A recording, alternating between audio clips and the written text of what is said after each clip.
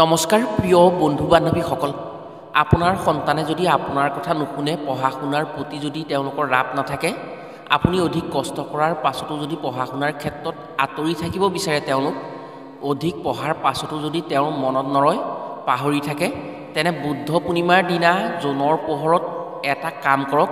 সন্তানৰ বাবে এই সকলোবোৰ সমস্যা আঁতৰ হৈ পৰিব। 12 মে সোমবাৰ 28 বহাগৰ দিনা বুদ্ধ পূৰ্ণিমা, অসমীয়া নতুন বছৰৰ প্ৰথম পূৰ্ণিমা। বছৰৰ প্ৰথম পূৰ্ণিমাৰ দিনা চন্দ্ৰৰ বিশেষ প্ৰভাৱ থাকে। এই পূৰ্ণিমাৰ মহত্ব আৰু ক্ষমতা অধিক। অন্যহাতে বহাগ মাহত ভগৱান বিষ্ণুক পূজা কৰাৰ উত্তম মাহ আৰু বুদ্ধ পূৰ্ণিমাৰ দিনা গ্ৰহ নক্ষত্ৰৰ বিশেষ প্ৰভাৱ পৰে আৰু পৰিৱৰ্তন হয়। এইদিনা কৰা উপায়ৰ অতি ফলদায়ক সফলতা পোৱা যায়।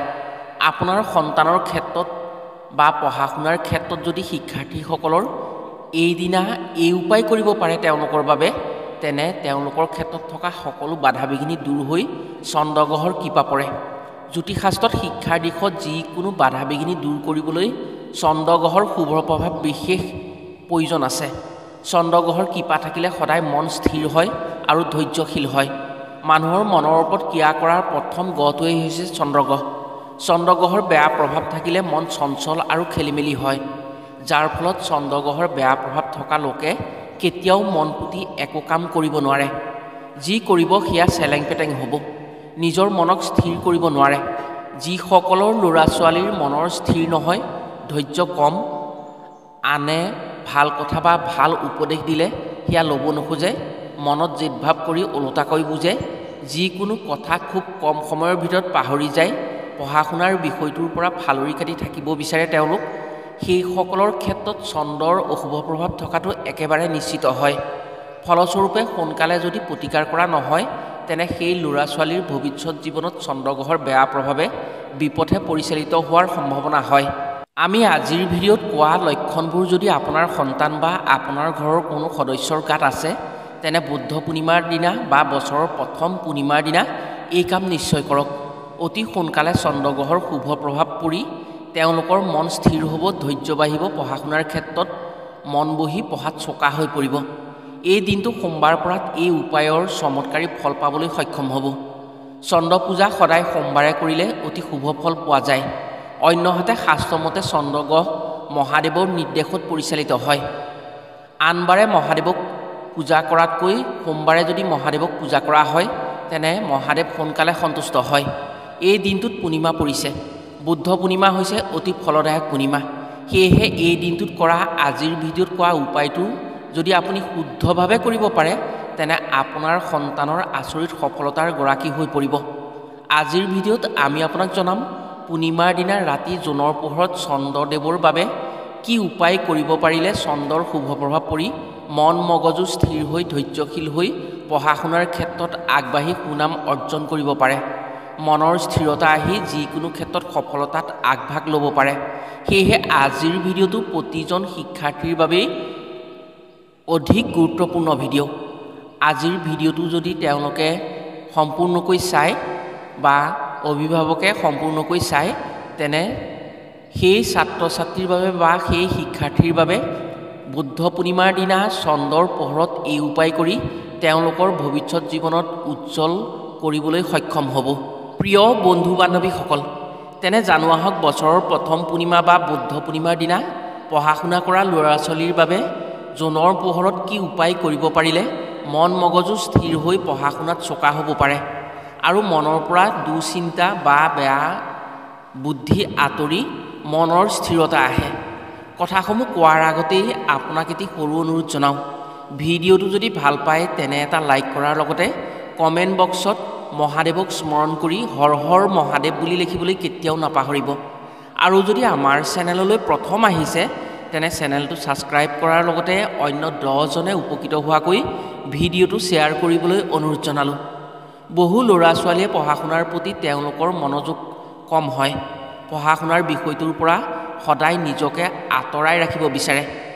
ভালকৈ লক্ষ্য কৰিলে দেখিব তেওঁলোকৰ মন মগজু অশান্ত হৈ থাকে।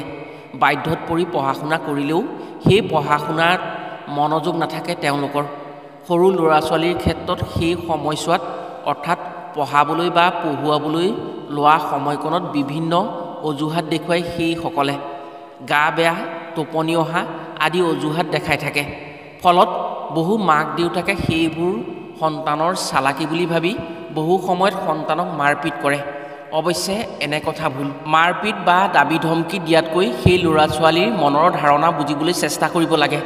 কিছু ডাঙৰ ল'ৰা ছোৱালীয়ে তেওঁলোকে পঢ়িবলৈ গৈ ৰুমত নপঢ়ি সময় অবাবত নিয়ায়। ডাঙৰৰ হাক বচন নুশুনি জেদি হৈ পৰে। যদি আপোনাৰ সন্তানৰ ক্ষেত্ৰতো এনেধৰণৰ সমস্যা হৈ আছে, তেনে নিশ্চয় জানিব সেই ল'ৰা ছোৱালীৰ গাত এই ক্ষেত্ৰত চন্দ্ৰগ্ৰহৰ অশুভ প্ৰভাৱ পৰি আছে। তেওঁলোকৰ গাত ভুল নাই। চন্দ্ৰগ্ৰহৰ অশুভ প্ৰভাৱৰ ফলতেই সিহঁতৰ মনলৈ দুৰ্বলতা আহে আৰু মন অশান্ত হৈ ধৈৰ্যচ্যুত হয়। এনে সমস্যাৰ পৰা সন্তানক মুক্ত কৰি উন্নতি কৰিবলৈ বছৰৰ প্ৰথম পূৰ্ণিমাৰ দিনা ভুলতো নাপাহৰিব এই উপায় কৰিবলৈ। বহাগ মাহৰ পূৰ্ণিমাক বুদ্ধ পূৰ্ণিমা বুলি কোৱা হয়। বুদ্ধ পূৰ্ণিমা হৈছে বছৰৰ প্ৰথম পূৰ্ণিমা। বহাগ মাহৰ পূৰ্ণিমাৰ দিনাই বুদ্ধদেৱে জ্ঞান লাভ কৰিছিল। সেয়েহে এই পূৰ্ণিমাক বুদ্ধ পূৰ্ণিমা বুলি কোৱা হয়। নতুন বছৰত গ্ৰহ নক্ষত্ৰৰ গতিবিধি পৰিৱৰ্তন হয়। বিশেষকৈ বছৰৰ প্ৰথম পূৰ্ণিমাৰ দিনা এক বিশেষ গ্ৰহ নক্ষত্ৰৰ মাজত আকৰ্ষণ বিকৰ্ষণ হয়। জ্যোতিষশাস্ত্ৰৰ মতে এই আকৰ্ষণ বিকৰ্ষণৰ ফলতেই সাগৰৰ জোৱাৰ ভাটাৰো সৃষ্টি হয়। সেয়েহে এই পূৰ্ণিমাত বহু লোকেই বহু উপায় কৰা বা পূজা পাতল কৰা দেখা যায়। এই পূৰ্ণিমাৰ দিনা নতুন কাম বা নতুন ব্যৱসায় আৰম্ভ কৰিলে সেই ব্যৱসায় ফলদায়ক হয়। বছৰৰ প্ৰথম পূৰ্ণিমাৰ দিনা যদি যাগ যজ্ঞ পূজা পাতল কৰা হয় কোনো ইচ্ছা পূৰণৰ বাবে, তেনে সেই আশা কম দিনৰ ভিতৰত পূৰণ হয়। বহু লোকে এইদিনা ৰাতি গীতা পাঠ বা ভাগৱত পাঠ কৰাই মাংগলিক কাম কৰে, যাতে ঘৰলৈ যোগাত্মক শক্তিৰ আগমন হৈ ঘৰৰ বাবে মংগল হয়। প্ৰিয় বন্ধু বান্ধৱীসকল, এতিয়া উপায়সমূহৰ বিষয়ে জানো আহক। এই দিনটোত মাতা লক্ষ্মী আৰু ভগৱান বিষ্ণুক পূজা কৰা অতি পবিত্ৰ দিন। এইদিনা যদি সন্ধিয়া কোনো মনৰ ৰোগীয়া ব্যক্তিয়ে অৰ্থাৎ কোনো মানসিক ৰোগীয়ে সন্ধিয়া জোনৰ পোহৰ ওলোৱাৰ পাছত স্নান কৰি ওখ ঠাইৰ পৰা জোনৰ পোহৰ নিজৰ গাত পৰাকৈ উদংগাৰে এঘণ্টামান জোনৰ পোহৰ গাত ল'ব পাৰে, তেনে তেওঁলোকৰ মানসিক ভাৰসাম্য পুনৰ ঘূৰি আহে। মনৰ বেয়া ভাৱবোৰ আঁতৰি যায়, মন মগজু শান্ত হৈ তেওঁলোকৰ মনৰ স্থিৰতা বাঢ়ে। ইয়াৰ উপৰিও শৰীৰৰ অন্য ৰোগ যেনে চৰ্মৰোগত আক্ৰান্ত ব্যক্তিয়ে এই কাম কৰে, তেনে সেই ৰোগৰ পৰা উপশম পাবলৈ সক্ষম হয়। শিক্ষাৰ দিশত আপোনাৰ সন্তানক চোকা কৰিবলৈ বা তেওঁলোকৰ মনৰ দৃঢ়তা বঢ়াবলৈ দুটা উপায় কৰিব পাৰে এই দিনটোত। দুয়োটা উপায়েই প্ৰমাণিত উপায় আৰু জ্যোতিষশাস্ত্ৰ সন্মত উপায়। প্ৰথম উপায়টো সেইসকলে কৰিব যিসকলে পঢ়াৰ ক্ষেত্ৰত ঠিকেই পঢ়ে কিন্তু মনত নৰয়, যিসকলৰ স্মৃতিশক্তিৰ প্ৰভাৱ কম থাকে, মনত কিবা ভাৱনা আহি সদায় অন্যমনস্ক হৈ থাকে। বছৰৰ প্ৰথম পূৰ্ণিমাৰ দিনা সন্ধিয়াৰ আগে আগে 7টা তুলসী পাত ছিঙি থ'ব। সন্ধিয়া হোৱাৰ সময়ত এটি ধাতুৰ পাত্ৰত, বিশেষকৈ কাঁহৰ পাত্ৰত এঘটি বা এলোটা পানী আপুনি পূৰ্ণকৈ ভৰাই তাত সেই তুলসী পাতকেইটাৰ সৈতে অকণমান মূল্যৱান ধাতু আৰু এটা ইটকীয়া পইচা ভৰাই দিব। সেই পাত্ৰটো কিছু সময় জোনৰ পোহৰত ৰাখিব লাগে। ইয়াৰ পিছত 1-1.5 ঘণ্টামানৰ পাছত সেই শিক্ষাৰ্থী বা সেই ব্যক্তিক জোনৰ পোহৰত বহুৱাই সেই পানীখিনি এটি বহল পাত্ৰত অৰ্থাৎ ডাঙৰ পাত্ৰত দি দিব লাগে। সেই পানীত যি জোনৰ প্ৰতিবিম্ব পৰিব, সেই প্ৰতিবিম্বটো সেই ব্যক্তিয়ে চাব লাগে। কিছু সময় সেই ঠাইত বহি জোনৰ পোহৰ পৰা ঠাইত বহি সেই প্ৰতিবিম্ব চাই থাকিব লাগে। পাছত অৰ্থাৎ আধা ঘণ্টামানৰ পাছত সেই ব্যক্তিৰ মূৰৰ ওপৰত এখন চাউল চলা চালনী পাতি সেই পানীখিনি সেই ব্যক্তি বা সেই ল'ৰা ছোৱালীৰ মূৰত ঢালি গা ধুৱাই দিব লাগে। শাস্ত্ৰ অনুসৰি এই কামৰ জৰিয়তে চন্দ্ৰৰ শুভ প্ৰভাৱ পৰে আৰু সেইজনৰ মনৰ শক্তি 10 গুণ বৃদ্ধি হয়। ফলত সেই ল'ৰা ছোৱালীৰ স্মৃতিশক্তি অধিক বৃদ্ধি পাব।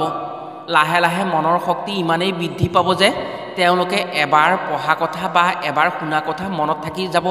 তেওঁলোকে যিকোনো কথা সোনকালে পাহৰি নাযায়। এই উপায় 10 বছৰৰ তলত ল'ৰা ছোৱালীৰ ক্ষেত্ৰত যদি বছৰৰ প্ৰথম পূৰ্ণিমাৰ দিনা মাক দেউতাকে বা ঘৰৰ অন্য সদস্যই কৰিব পাৰে, তেনে সন্তানৰ ক্ষেত্ৰত থকা পঢ়া শুনাৰ সমস্যা দূৰ হয়।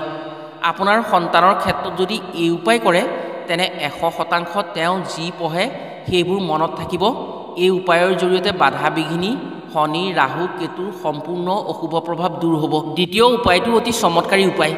যিসকল ল'ৰা ছোৱালীয়ে পঢ়িবলৈ মন নকৰে, পঢ়া শুনাৰ কথা ক'লে খং উঠে, ডাঙৰৰ হাক বচন নুশুনি বেয়া কামৰ প্ৰতি আকৰ্ষিত হয়, ঘৰত থাকিবলৈ মন নকৰে, মাক দেউতাকৰ অবাধ্য হয়, সেইসকলৰ বাবে এই উপায় বুদ্ধ পূৰ্ণিমাৰ দিনা কৰিব পাৰে। অৱশ্যে অন্য ডাঙৰ ব্যক্তিয়েও যদি মন চঞ্চল হৈ এনেকুৱা কাম কৰে, ধৈৰ্যচ্যুত হয়, তেওঁৰ মনৰ স্থিৰতা নাইকিয়া হয়, তেওঁৰ বাবেও এই কাম কৰিব পাৰে। এই উপায়ে আনে কৰিলেও হ'ব ব্যক্তিজনৰ বাবে। বছৰৰ প্ৰথম পূৰ্ণিমাত এই উপায় কৰক। চন্দ্ৰগ্ৰহৰ শুভ প্ৰভাৱত মনৰ সকলো দুৰ্বলতা দূৰ হ'ব, মনলৈ ধৈৰ্য আহিব, লগতে নিজে ভাল বেয়া চিনাক্ত কৰিব পৰা হ'ব। এই উপায় বুদ্ধ পূৰ্ণিমাৰ দিনা প্ৰতি ঘৰ মানুহৰ ঘৰতেই কৰিব লাগে। বছৰৰ প্ৰথম পূৰ্ণিমাৰ দিনা সন্ধিয়া 5 বিধ বগা বস্তুৰে পৰমান্ন বনাব লাগে। চাউল, গাখীৰ, চেনি, ঘিউ, বগা বাদাম অৰ্থাৎ কাজু বাদাম, এই 5 বিধ বস্তুৰে এটি ধাতুৰ পাত্ৰত সেই পৰমান্ন তৈয়াৰ কৰিব লাগে। ঘৰৰ ভিতৰত বনাব পাৰিব এই অন্ন, কিন্তু জুইত অৰ্থাৎ খৰি পুৰিহে বনাব লাগিব, গেছ বা হিটাৰত নহয়। ৰাতি 9 বজাৰ পাছত সেই অন্ন এটি ধাতুৰ পাত্ৰত লৈ ঘৰৰ চাদৰ বা কিছু ওখ ঠাইত সেই পাত্ৰটো থৈ দিব লাগে। সেই অন্নৰ ওপৰত 5টা বা 7টা তুলসী পাত দি থ'ব। 1 ঘণ্টামানৰ পিছত আপুনি সেই অন্নৰ কিছু অংশ চন্দ্ৰদেৱৰ নামত এখিলা আগলি কলাপাতত আগবঢ়াই দি বাকীখিনি সেই ব্যক্তি বা সেই ল'ৰা ছোৱালীৰ যাৰ বাবে আপুনি উপায়টো কৰিছে তেওঁক স্নান কৰাই চন্দ্ৰৰ পোহৰতে অৰ্থাৎ জোনৰ পোহৰতে তেওঁক খাবলৈ দিব। বছৰৰ প্ৰথম পূৰ্ণিমাৰ দিনা কৰা এই কামৰ ফলত চন্দ্ৰৰ অশুভ প্ৰভাৱ দূৰ হয়, খং ৰাগ কমি মনৰ ধৈৰ্য আৰু মনোবল বাঢ়িব। যিকোনো ক্ষেত্ৰত তেওঁ আত্মবিশ্বাস বৃদ্ধি হৈ সফলতা আহিব। কোনটো ভাল কোনটো বেয়া তেওঁ নিজেই থিৰাং কৰিব পাৰিব। প্ৰিয় বন্ধু বান্ধৱীসকল, বছৰৰ প্ৰথম পূৰ্ণিমা বুদ্ধ পূৰ্ণিমাৰ দিনা যদি আপুনি এই দুটা উপায় কৰিব পাৰে কোনো শিক্ষা গ্ৰহণ কৰি থকা ছাত্ৰ ছাত্ৰীৰ বাবে, তেনে আপুনি অতি সুফল পাব। সেইসকল ছাত্ৰ ছাত্ৰীয়ে পঢ়াৰ প্ৰতি আগ্ৰহ বাঢ়িব আৰু তেওঁলোকৰ মনোবল বাঢ়ি পঢ়া শুনাৰ ক্ষেত্ৰত সফলতা আনিব পাৰিব। তেওঁলোক চোকা হৈ পৰিব আৰু খুব কম দিনৰ ভিতৰত তেওঁলোক সলনি হৈ এক পৰিৱৰ্তন আনিব পাৰিব। আশা কৰিছোঁ আজিৰ ভিডিঅ'ৰ জৰিয়তে কোৱা উপায়কেইটাৰ কৰি আপুনি নিশ্চয় উপকৃত হ'ব পাৰিব। আজিলৈ ভিডিঅ'টো ইমানতে সামৰিছোঁ। পুনৰ অন্য এটি ভিডিঅ'ৰ জৰিয়তে লগ পোৱাৰ প্ৰতিশ্ৰুতিৰে আজিলৈ আহোঁ। সকলো ভালে থাকক, সুস্থ থাকক। ধন্যবাদ।